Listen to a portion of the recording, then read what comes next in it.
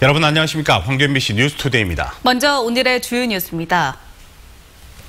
광주시교육청이 교사 공동채용에 참여하지 않은 사립학교들에 대해서 학급수 감축 등 고강도 제재를 가하겠다고 밝혔습니다. 민선 7기 광주시가 4년 동안 10만 개의 일자리를 만들겠다는 청사진을 내놨습니다. SNS에 게시된 유해 콘텐츠가 젊은이들을 죽음으로 몰아넣고 있지만 차단하거나 처벌할 법적 근거가 없습니다. 기아 타이거즈가 5강에 진출할 가능성이 커졌습니다. 지금의 상승세를 유지하면 가을 야구 입성이 확실시됩니다. 시험지 유출과 성비위 사건으로 홍역을 치른 광주시 교육청이 사립학교의 공공성을 높이기 위한 고강도 처방을 내놨습니다. 교사 공동 채용을 거부하는 사립학교에는 학급수 축소 등의 강력한 제재를 가하기로 했습니다. 송정근 기자입니다. 광주시 교육청이 교사 채용 비리 등으로 말썽을 빚은 사립학교를 제재하기 위해 학급수를 줄이는 고강도 대책을 내놨습니다. 채용 비리를 막기 위해 교사를 공동 채용하자는 교육청의 제안을 사립학교들이 거부하면서 나온 대책입니다. 교육청은 학력 인구 감소에 따라 학급수를 줄여야 하는 상황에서 공동 전형에 참여하지 않은 학교를 우선적으로 줄여 실질적인 불이익을 주겠다는 방침입니다. 사학 관련 비리의 양상들이 좀 일종의 좀 충격적이기도 하고 매우 다발적으로 일어나고 있고 지도 감독과 관리 통제가 안 되고 있는 것들이 좀 심하다라는. 하지만 교육청의 학급수 감소라는 제재 방안이 실효성이 있을지 의문입니다. 교육청은 지난 2011년과 2012년 송원학원과 홍보학원이 비리교원에 대한 교육청의 중징계 요구를 거부하자 학급수 감소라는 행정조치를 내렸다 패소한 바 있습니다. 우리 교육청은 징계 요구권만 있고 징계 양정 기준에 대해서는 거기 징계위원회 권한사항이다. 그래서 교육청에서 시정 명령을 할 수 없다. 이게 그 주요 요지거든요. 그래서 저희가 패소한 거예요. 또 자치구별로 학력 인구 감소세가 달라 교육청의 불이익 조치가 지역 간 학급수 불균형으로 이어질 수 있습니다. 학력 인구가 늘고 있는 광산구나 북구에 있는 학교를 제재하면 학생들이 다른 구에 있는 학교로 가야 하는 피해를 볼 수 있고 그렇다고 제재를 가하지 않으면 자치구별로 차별한다는 문제가 발생하기 때문입니다. 이런 가운데 사학법인협의회는 교육청의 제재가 합당한 조치인지에 대해 조만간 회의를 열어 논의하기로 했습니다. 사학의 공공성 강화를 위해 마련한 종합대책이 실제로 효과를 거둘 수 있을지 관심이 모아지고 있습니다. MBC 뉴스 송정근입니다. 광주 모 여고의 성비위 의혹 사건의 경찰 수사가 마무리됐습니다. 광주 남부경찰서는 제자를 성추행한 혐의로 불구속 입건된 광주 모 고등학교 교사 19명 가운데 지난주 11명에 이어 어제 나머지 8명을 기소 의견으로 검찰에 송치했습니다. 한편 경찰은 지금까지 피해를 호소한 학생 180명 말고도 추가로 피해 사실을 진술하는 학생이 생기면 수사를 계속해 나갈 계획이라고 밝혔습니다. 부쩍 서늘해졌습니다. 오늘도 볕은 따뜻하겠지만 바람이 불면서 쌀쌀하겠는데요. 특히 서해안 지역에서는 바람이 매우 강하게 불겠습니다. 시설물 관리 잘 하시고요. 안전사고에도 유의하셔야겠습니다. 현재 위성 영상 보시면 오늘 우리 지역은 구름이 조금 지나는 모습입니다. 오늘 가끔 구름 많은 가운데 대체로 맑은 날씨를 보이겠습니다. 한편 제25호 태풍 콩레이가 타이완 타이베이 부근 해상에서 북상 중입니다. 현재 예상 경로대로라면 다음 주 초쯤 우리나라에 가장 근접할 것으로 보이는데요. 이동 경로가 워낙에 유동적이다 보니 앞으로의 기상 정보를 잘 확인하셔야겠습니다. 현재 기온 광주가 14.1도 보이고 있고요. 낮 기온은 23도 보이면서 오늘도 일교차는 10도 가까이 크게 벌어지겠습니다. 그 밖의 지역도 오늘 일교차가 10도 이상으로 크게 벌어지니까요. 오늘 나서실 때 옷차림에 유의하셔야겠습니다. 해남의 낮 기온은 23도, 강진은 24도를 보이겠고요. 곡성과 구례는 23도 보이면서 평년보다 살짝 더 낮겠습니다. 날씨였습니다. 이용섭 광주시장이 앞으로 4년 동안 일자리 10만 개를 만들겠다는 일자리 로드맵을 발표했습니다. 목표는 분명한데 환경이 불확실해서 실현이 가능할지는 미지수입니다. 정영욱 기자입니다. 지난해 광주 고용률은 63.8%로 전국 평균보다 낮았습니다. 광주시가 이를 평균 이상인 68%까지 끌어올리겠다며 일자리 10만 개 창출을 목표로 제시했습니다. 앞으로 4년 동안 공공근로 등 재정 지원 일자리나 취업 지원, 창업 및 투자 유치 등을 통해 구현하겠다는 겁니다. 좋은 일자리 창출이 매우 어려운 과제이기는 하지만 불급의 자세로 일자리가 없어 떠나는 광주에서 일자리 찾아 돌아오는 광주를 만들기에 최선을 다하겠습니다. 이를 위해 4대 전략 10대 중점 과제 80개 세부 추진 과제를 선정해 분기별로 실적을 점검하는 한편 각계의 의견을 수렴해 일자리 로드맵을 보완 발전시켜 나간다는 계획입니다.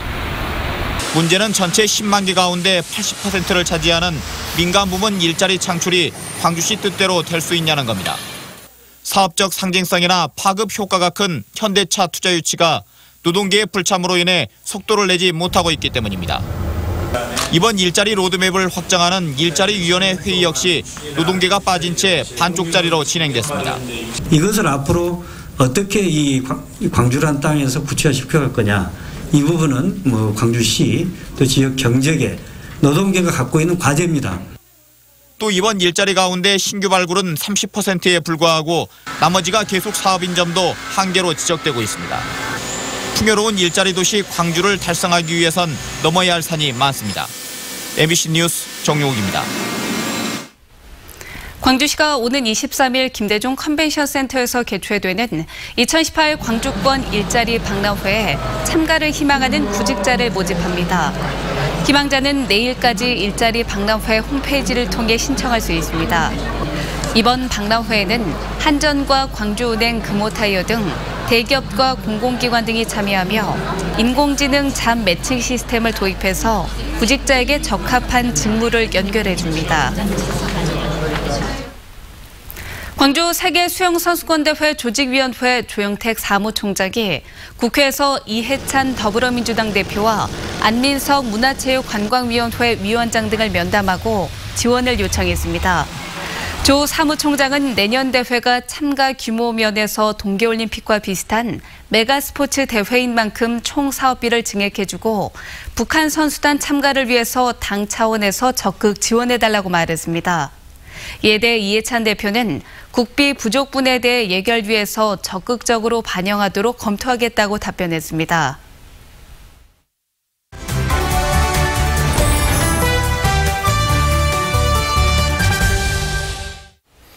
광주 도시재생 뉴딜 사업이 어제 동구 주민공청회를 시작으로 본격적으로 추진됐습니다. 광주 역세권 재생 사업을 위해 코레일과 업무 협약도 했는데요. 네, 광주 도시재생 뉴딜 사업이 어떻게 진행될지 강권 광주광역시 도시재생 정책과장과 이야기 나눠보도록 하겠습니다. 안녕하십니까? 네, 안녕하세요. 먼저 도시재생 사업이 어떤 건지 시청자분들에게 개념부터 정리를 해주시죠. 도시재생 뉴딜 사업은 한마디로 쇠퇴한 도시를 사회, 경제, 물리, 환경적으로 활성화시키는 사업을 말합니다. 네. 지금까지 재생 사업은 재개발 등 물리적 환경 개선과 커뮤니티 활성화에 머물렀다면 문재인 정부의 도시재생 뉴딜 사업은 일자리 창출 등 경제 활성화를 통한 지속 가능한 도시 만들기를 이야기합니다. 네. 그렇군요. 그러면 광주 지역은 어디가 대상 지역이고 또 어떤 방향으로 계속 이렇게 발전을 해나갈까요? 이번에 선정된 사업을 중심으로 말씀드리면 총 5개 사업이 선정되었는데요. 네. 먼저 광주시가 추진하는 경제기반형은 광주 역전 창의 문화산업 스타트업 밸리라는 타이틀로 사업이 선정되었고요. 네. 북구청과 전남대가 추진하는 전남대 일원의 중심시가 지형 소위 대학타운형이라고 지금 명명되어 있는 사업과요.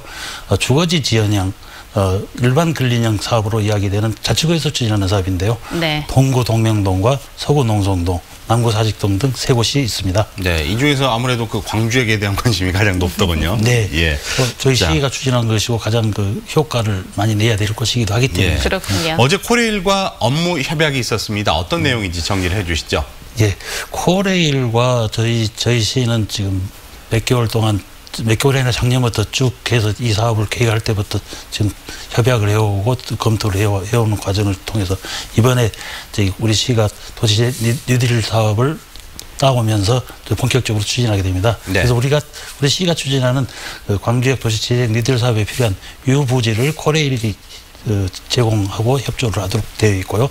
우리 시는 코레일에서 추진하는 철도시설 이전 등 각종 인허가 등 재반 절차에 대해서 행정적 지원을 하게 됩니다. 네. 그리고 광주 송정역은 양 기관이 여객 편의 증진 등을 위한 그 역사 확충하고 KTX 투자 선도지구 활성화와 함께 역 광장을 활용한 문화 행사를 개최하는 등 문화 콘텐츠 산업에 서로 협력하고 지원하기로 하였습니다. 그렇군요. 이 동구의 경우에는 이전 정부 때 이 도심재생 선도사업 대상지로 지정이 된 바가 있잖아요.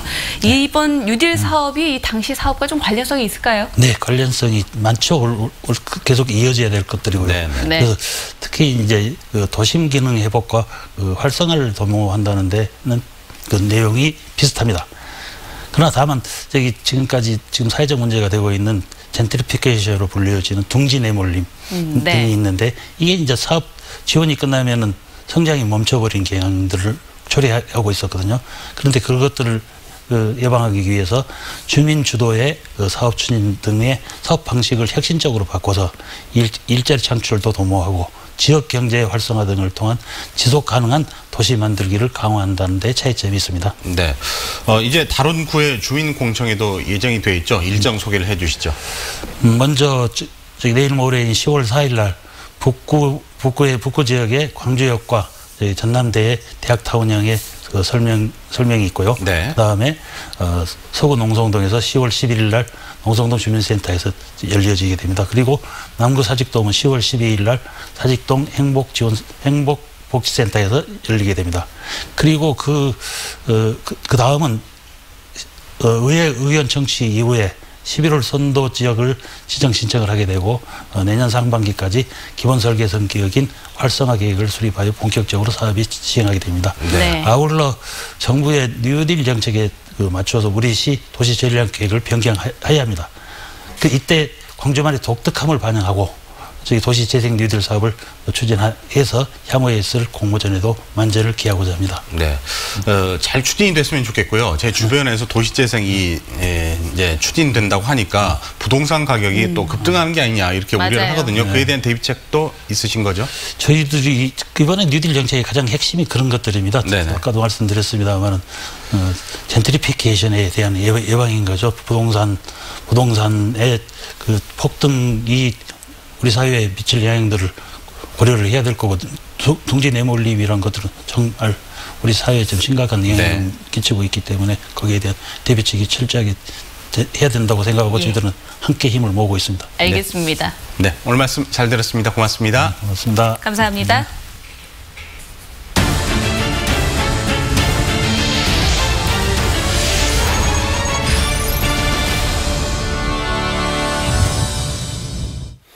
지난 추석 연휴 때 광주와 인천 등에서 20, 30대 젊은이들이 함께 목숨을 끊는 일이 잇따랐습니다. 자살 사이트와 SNS 등을 통해 만났을 것으로 추정되는데 단속이 쉽지가 않습니다. 남궁욱 기자가 취재했습니다. 날카로운 도구로 팔에 상처를 낸 흔적이 선명합니다. 최근 청소년들 사이에서 퍼지고 있는 SNS상의 자해 인증 사진입니다. 학업이나 교우 관계에서 오는 스트레스를 이런 식으로 해소한다는 건데 자살 위험 징후로 볼 수 있습니다. 이뿐만이 아닙니다. 실제로 온라인상의 자살과 같은 단어를 검색해보니 관련 콘텐츠들을 쉽게 볼 수 있었습니다. 예전에는 자살 사이트 등에서 오갔던 극단적 선택의 언어들이 트위터나 인스타그램 같은 개인 미디어로 파고든 겁니다. 이런 콘텐츠에 지속적으로 노출되면 극단적인 선택을 할 가능성이 높아질 수 있습니다. 지금 심리적으로 굉장히 연약해져 있는 상태, 유약한 그런 상태에 있는 자살 위험성들이 높아져 있는 상태에서는 이런 동조 현상들이 좀 더 강화될 수 있고요. 실제로 지난 추석 연휴 때 광주와 인천, 포항 등지에서 일어난 동반 자살 사건의 당사자들도 SNS에서 알게 됐을 것으로 추정됩니다. 문제는 현행법상 SNS상의 이런 콘텐츠는 게시자나 운영자를 처벌할 별다른 수단이 없던 겁니다.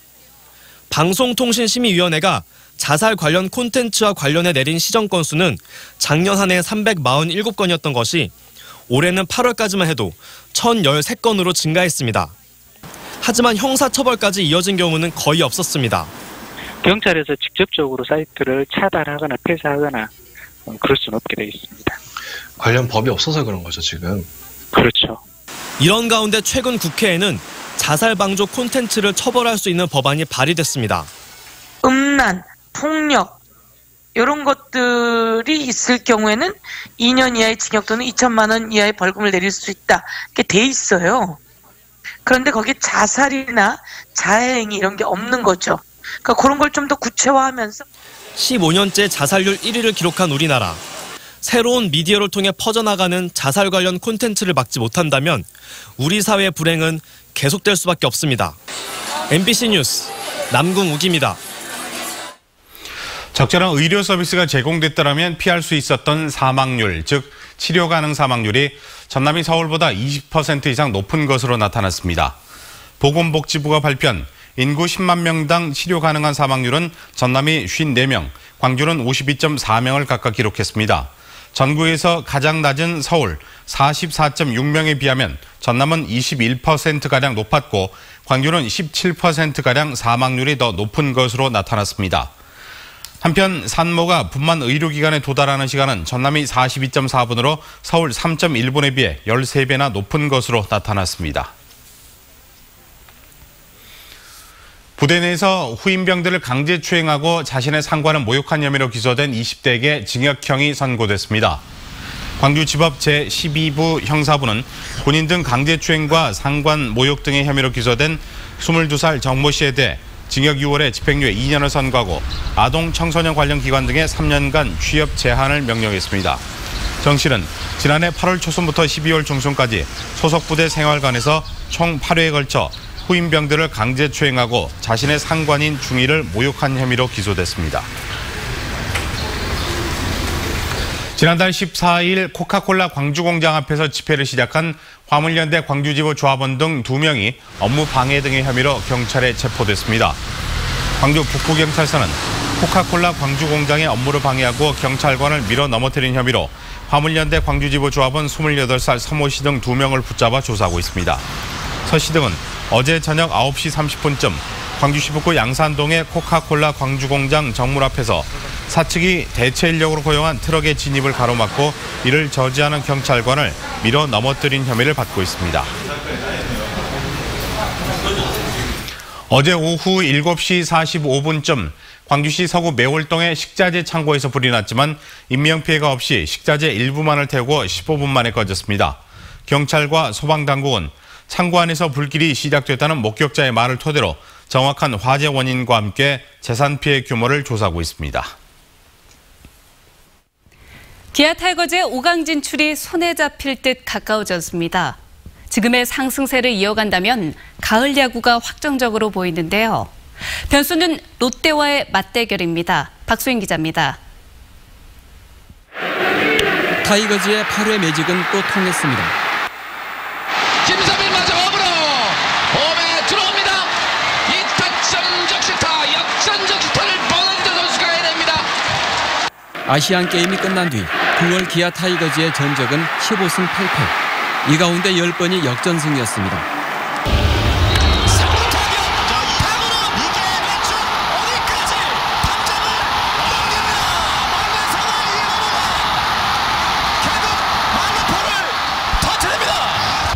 무서운 뒷심으로 5위에 오르더니 6위와의 게임차도 2게임 반차로 벌렸습니다. 남은 경기 수를 감안하면 기아가 삼성이나 LG에게 잡힐 확률은 낮아졌습니다. 삼성과 LG가 남은 4경기를 모두 이기는 경우에도 기아가 남은 11경기에서 5승만 더하면 승률에서 두 팀을 앞섭니다. 복병은 오히려 현재 7위팀인 롯데입니다. 3게임 반차로 앞서 있지만 롯데가 최근 10경기에서 8승 2패로 상승세고 다음 주에는 기아와 4번의 맞대결이 예정돼 있습니다. 그래도 기아가 9승을 한다면 롯데가 12승 전승을 하더라도 자력으로 포스트 시즌에 진출하고 기아가 5승만 하더라도 롯데는 10승을 해야 순위를 뒤집을 수 있습니다. 여러 경우의 수를 감안하더라도 기아가 포스트 시즌에 진출할 가능성은 커져 있습니다. 지난 시즌 우승팀으로서 최소한의 자존심은 지킬 수 있을 것으로 보이지만 그러려면 먼저 이번 주 경기부터 가을 야구 자격을 입증해야 합니다. MBC 뉴스 박수인입니다. 오는 12일 전북에서 열리는 전국 체육대회를 앞두고 광주시 선수단이 필승을 다짐했습니다. 광주시 체육회는 결단식을 갖고 필승을 결의하는 한편 선수단의 사기 진작을 위해서 격려금을 전달했습니다. 이번 체전의 광주 선수단은 육상 등 46개 종목에 걸쳐 총 1,300여 명이 출전합니다. 광주 동구와 국립아시아문화전당이 동명동 상가 지역을 문화공간으로 재탄생시키는 상생협력 사업을 실시합니다. 광주 동구는 국립아시아문화전당과 손잡고 동명동 상가 일대 음식점과 카페, 게스트하우스 등 상업공간을 16개 팀 작가와 디자이너가 참여해서 문화공간으로 만드는 디자인 랩 사업을 추진하기로 했습니다. 또 문화전당이 광주 충장축제의 아시아 컬처마켓을 지원하는 등 앞으로 문화사업 전반에 걸쳐서 함께 발전을 도모하기로 했습니다. 매년 이맘때 찾아오는 도로 위에 애물단지가 있습니다. 바로 악취를 풍기는 은행 열매인데요. 자치단체가 수거에 나서고 있지만 마땅한 수요처가 없어 처리하는 데도 애를 먹고 있습니다. 김종수 기자입니다. 쓸고 담아도 도로변마다 은행 열매가 수북이 쌓여갑니다. 애써 피해 지나가도 한 걸음 건너 깔려있는 은행 열매를 피해가기가 쉽지 않습니다. 걸어가지고 얌게 좀 흔들어 봐봐. 예, 사정없이 한번 흔들어 보시오. 혹여 밟을까 불안한 시민들을 위해 오전부터 시작된 수거 작업은 쉴 틈 없이 이루어집니다. 우리가 이걸 청소를 하지 않으면 악취가 아주 많이 나기 때문에 악취 제거도 되고 그래서 우리 시민들을 위해서 열심히 하고 있습니다. 보시는 것처럼 하루 종일 이어지는 은행 열매 수거 작업이 마무리되면 수거된 열매들은 인근 나무은행으로 옮겨집니다. 하지만 은행 열매는 예전과 달리 악취와 경관을 내치는 애물단지가 돼가고 있습니다. 주민들의 선호도가 낮아지면서 반출 신청도 줄었고 살충제 재료로 쓰기 위해 일부 농민들만 관심을 보이고 있기 때문입니다. 병해충 예방과 대기 정화에 탁월했던 은행나무가 이제는 푸대접을 받고 있는 겁니다. 대기염에 노출되다 보니까 열매 자체에도 좀 안 좋은 물질이 있지 않느냐 이런 생각을 가지고 요즘은 이렇게 따로 이렇게 신청이 좀 저조하시긴 하는데 아까 채취도 직접 채취는 좀 많이 사라진 것 같습니다. 은행나무를 보는 주민들의 시선이 곱지 않아지면서 자치단체마다 열매가 익기 전 낙과를 조기에 유도하고 수거에 나서고 있습니다. 하지만 은행 열매를 찾는 이가 줄면서 수거된 열매 처리에 지자체의 고민이 깊어지고 있습니다. MBC 뉴스 김종수입니다. 광주시는 가을 수학여행철을 맞아 광주시 교육청 등과 합동으로 2달 동안 안전진단을 실시합니다. 광주시는 대부분의 학교가 차량을 이용해 수학여행을 떠날 것으로 예상됨에 따라 전체 대형버스 280여 대를 대상으로 차량 상태를 점검하고 여행 당일에는 안전벨트 작동 여부와 비상탈출 망치 등을 확인할 예정입니다. 또 수학여행지 관할 시도에 학생들이 쓰는 숙박시설 소방점검과 음식점 위생점검 등을 요청했습니다. 광주시에 대한 국정감사가 오는 25일에 진행됩니다. 광주시청에서 열리는 이번 국감에서는 도시철도 2호선 공론화나 광주형 일자리 노동계 불참 논란 등 시정 주요 현안이 국감 대상이 될 전망입니다. 국감위원들은 이후 광주지방경찰청으로 자리를 옮겨 국정감사를 진행할 예정입니다.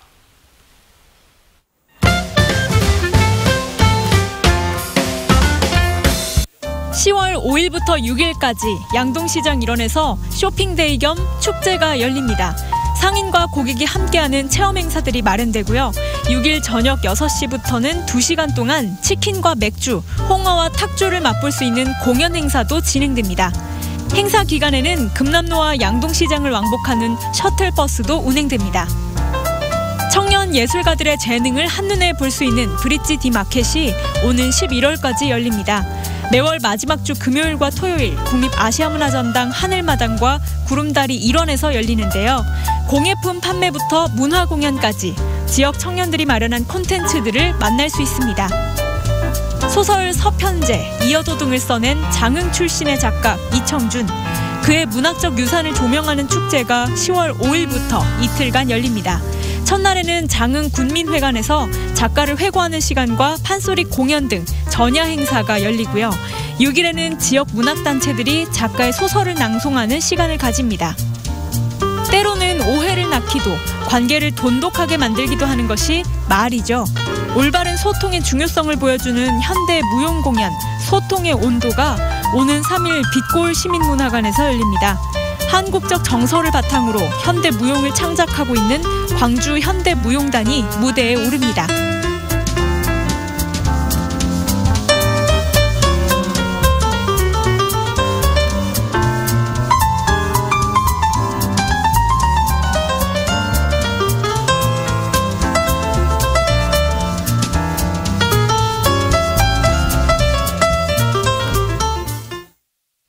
부쩍 서늘해졌습니다. 오늘도 볕은 따뜻하겠지만 바람이 불면서 쌀쌀하겠는데요. 특히 서해안 지역에 바람이 강하게 불겠습니다. 시설물 관리 잘 하시고요. 안전사고에도 유의하셔야겠습니다. 또 밤사이 기온이 뚝 떨어지면서 출근길 안개가 짙게 끼어 있습니다. 현재 시정 분포도 보시면 화순의 시정이 190m로 매우 답답한 상태니까요. 출근길 교통안전에도 주의하셔야겠습니다. 현재 위성 영상 보시면 오늘 우리 지역 구름은 조금 지나겠습니다. 오늘 가끔 구름 많은 가운데 대체로 맑은 날씨가 예상됩니다. 한편 제25호 태풍 콩레이가 타이완 타이베이 부근 해상에서 북상 중입니다. 예상 경로대로라면 다음 주 초쯤 우리 지역에 가장 근접할 것으로 보이는데요. 이동 경로가 유동적이다 보니 앞으로의 기상 정보를 잘 확인하셔야겠습니다. 현재 기온 광주가 14.1도 보이고 있고요. 낮 기온은 23도 보이면서 오늘도 일교차는 10도 가까이 크게 벌어지겠습니다. 그 밖의 지역도 오늘 일교차가 10도 이상으로 크게 벌어지니까요. 오늘 출근길에도 옷차림에 신경 쓰셔야겠습니다. 해남의 낮 기온은 23도, 강진은 24도 보이겠고요. 곡성과 구례는 23도 보이면서 평년보다 살짝 더 낮은 기온 분포를 보이겠습니다. 바다의 물결은 전해상에서 최고 3m로 매우 높게 일겠습니다. 또 서해 남부 먼바다의 풍랑주의보는 오늘 오전 8시를 기해 해제되겠지만 여전히 바람이 강하게 불면서 물결이 높게 이니까요. 항해나 조업하는 선박은 각별히 주의하셔야겠습니다. 당분간 고기압의 영향으로 맑은 날이 많겠지만 이번 주 주말에는 비 소식이 있습니다. 날씨였습니다.